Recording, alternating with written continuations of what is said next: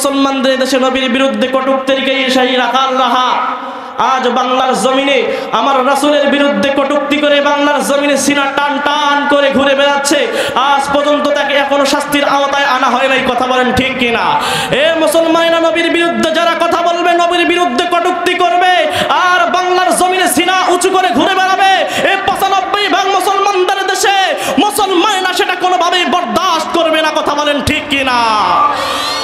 দৃষ্টি আকর্ষণ করছি, স্পষ্ট পয়গাম রাষ্ট্রের বিভিন্ন গুরুত্বপূর্ণ কাজে নিয়োজিত উপদেষ্টা মণ্ডলীকে বলতে চাই, আমার রাসূলের বিরুদ্ধে কটূক্তিকারী সেই রাখাল রাহা অনত বিলম্বে ফাঁসির আইন বাস্তবায়িত করতে হবে। কথা বলেন ঠিক কিনা?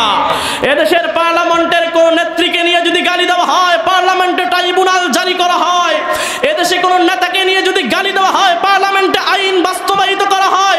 এদেশে নেত্রীকে নিয়ে কথা বললে পার্লামেন্টে আইন জারি করা হয়। এদেশে বিরোধী দলের নেত্রীকে নিয়ে কথা বললে পার্লামেন্টে আইন বাস্তবায়িত করা হয়। আর ৯৫% মুসলমানদের প্রিয় কলিজার টুকরা হৃদয়ের স্পন্দন নবীকে নিয়ে কটূক্তি করবে, সেই কটূক্তিকারীকে পার্লামেন্টের শাস্তির আওতায় আনবে না। মুসলমানেরা এটা কোনোভাবেই বরদাস্ত করবে না। কথা বলেন ঠিক কিনা? দৃষ্টি আকর্ষণ করছে, অনতিবিলম্বে এই রাখাল রাহাকে পার্লামেন্টে ফাঁসির আইন বাস্তবায়িত করতে হবে। কথা বলেন ঠিক কিনা? যদি তা না করা হয় তাহলে এদেশের মুসলমানেরা ইমানের জজবা নিয়ে মান সাব্বা নাবিয়ান ফাকতুলু এর স্লোগান নিয়ে নাস্তিককে যেখানেই পাবে কল্লাধর থেকে দ্বিখণ্ডিত করে দিবে। কথা বলেন ঠিক কিনা? এই নাস্তিকদের সাথে কোনো আপোষ, 4 মাযহাবের 4 ইমামের ঐক্যমত, রাসূলকে গালি দিবে, রাসূলকে নিয়ে কটূক্তি করবে, যদিও ভুল স্বীকার করে তার কোনো ভুল স্বীকার গ্রহণ করা হবে। একটাই স্পষ্ট পয়গাম, মান সাব্বা নাবিয়ান, কথা যে বলে না, মান সাব্বা নাবিয়ান ফাকতুলু, আওয়াজ দেন, মান সাব্বা নাবিয়ান, মান সাব্বা নাবিয়ান ফাকতুলু, মান সাব্বা নাবিয়ান ফাকতুলু।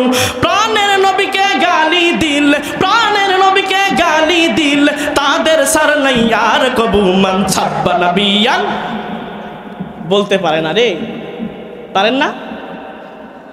চেষ্টা করি সবাই। তো বলছিলাম, প্রাণের প্রিয় নবীকে নিয়ে যদি গালি দেয় আমরা মুসলমান এটা কোনোভাবে মেনে নিব?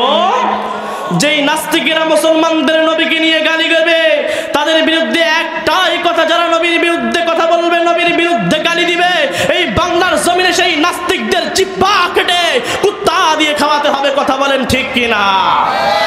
আফসোস, আজকে যদি এই বাংলার পার্লামেন্টে কোরআন থাকতো, আজকে যদি এই রাষ্ট্রে এই বাংলার জমিনে কোরআনী আইন থাকতো, তাহলে আল্লাহর কসম করে বলি একটা নাস্তিকের বাচ্চা মুসলমানদের নবীর বিরুদ্ধে কথা বলা দূরের কথা, মুসলমানদের নবীর বিরুদ্ধে কোনোভাবে কথা বলতে পারতো না। কথা বলেন ঠিক কিনা? এজন্য প্রিয় ভাইরা, এ বাংলার জমিনে আমরা কোরআনী আইন দেখতে চাই। কথা বলেন ঠিক কিনা? অনেক দেখেছি তালবাহানা, শুধু একটিবার জীবনের শেষ নিঃশ্বাস ত্যাগ করার পূর্বে কোরআনুল কারীমের আইন এ বাংলার জমিনে বাস্তবায়িত হোক, এটা আমরা দেখে যেতে চাই। কথা বলেন ঠিক কিনা?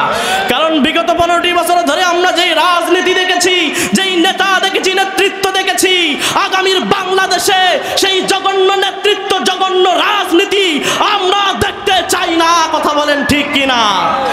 আমরা এই বাংলার জমিনে কমিউনিজম দেখেছি, আমরা ন্যাশনালিজম দেখেছি, আমরা সেকুলারিজম দেখেছি, আমরা বাবার শাসন, মেয়ের শাসন দেখেছি, আমরা স্বামীর শাসন, স্ত্রীর শাসন দেখেছি।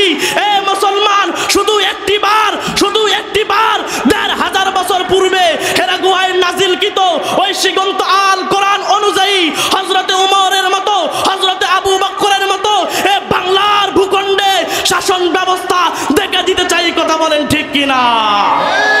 আল্লাহর জমিনে আল্লাহর আইন বাস্তবায়িত করতে যদি জীবন দিতে হয়, যদি আবার একটি রাজপথ কায়েম করতে হয়, আমরা রাজি আছি। যদি বাবার কাছে বিদায় নিতে হয়, আমরা বিদায় নিতে রাজি আছি। যদি মায়ের কোল খালি করতে হয়, আমরা মায়ের কোল খালি করতে আছি। রাজপথে নেমে যদি শরীরের সর্বোচ্চ রক্ত দিয়ে যদি কালো পিচকে রক্তে রঞ্জিত করতে হয়, আমরা রাজি আছি। তবু আবু সাইদ মীর মুগ্ধ আপনাদের সাথে গাদ্দারি করতে রাজি নাই। কথা বলেন ঠিক কিনা?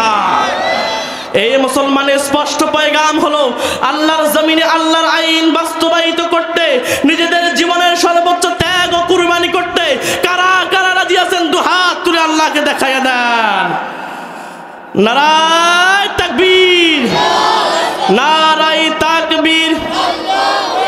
দিন ইসলাম, দিন ইসলাম জিন্দাবাদ, জিন্দাবাদ। নাস্তিকতা নিপাতা যাক, দিন ইসলাম জিন্দাবাদ। কোটি প্রাণে একই আওয়াজ, খোদাদ্রোহী ছাড় পাবে না, এই বাংলায় ঠাই হবে না, মুসলমান না জেগেছে আজ। কথা যে কয় না।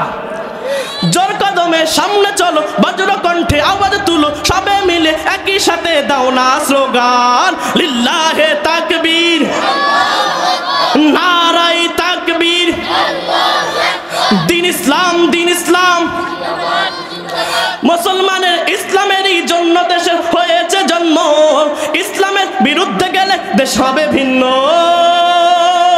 ইসলামেরই জন্য দেশের হয়েছে জন্ম, ইসলামের বিরুদ্ধে গেলে দেশ হবে ভিন্ন। ইসলামের বিরুদ্ধে যারা নিয়েছো অবস্থান, এই বাংলায় ঠাই হবে না, যাও ভিন্ন স্থান। জোর কদমে সামনে চলো, বজ্র কণ্ঠে আওয়াজ তুলো, সবে মিলে একই সাথে দাও না স্লোগান, লিল্লাহে তাকবীর, নারায়ে তাকবীর। দিন ইসলাম, দিন ইসলাম জিন্দাবাদ, জিন্দাবাদ।